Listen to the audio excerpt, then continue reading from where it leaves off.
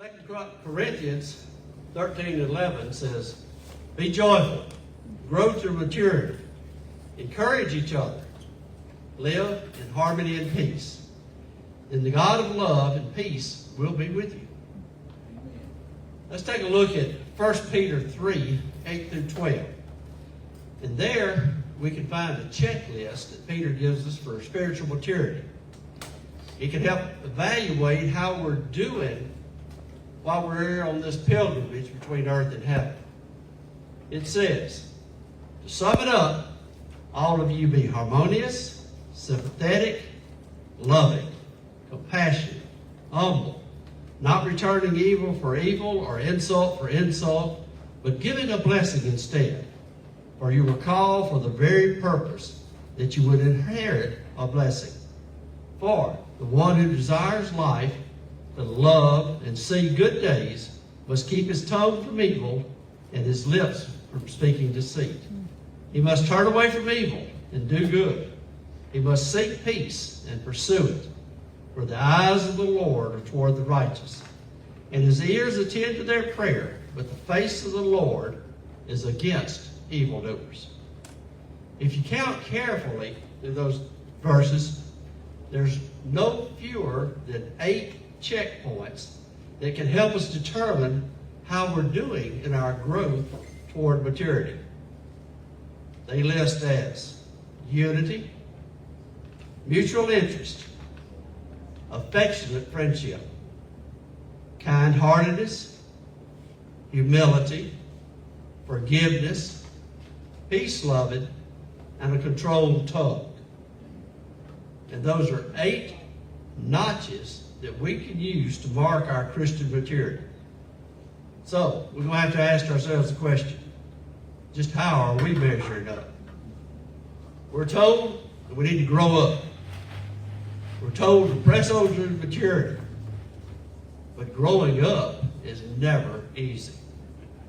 We've got our own troubles, our own special areas of troubles. We've got setbacks. We've got stumbling points that crop up along the way.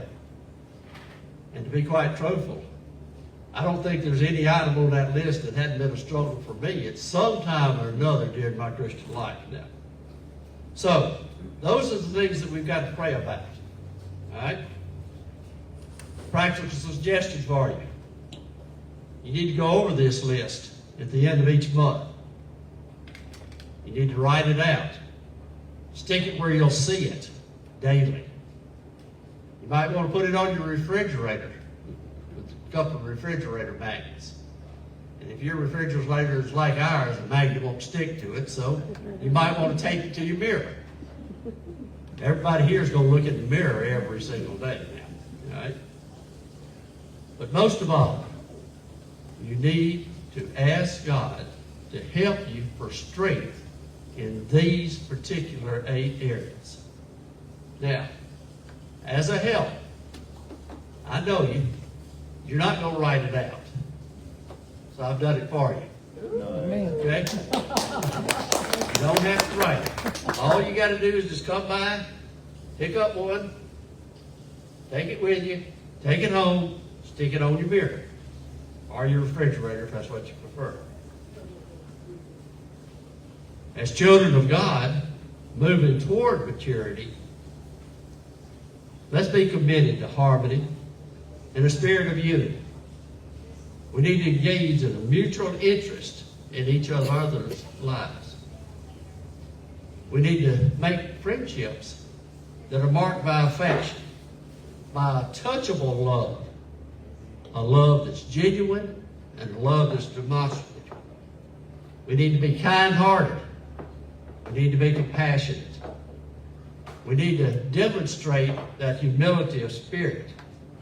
And we need to be kind-hearted and compassionate. We need to have a mind that's concerned about others instead of just ourselves.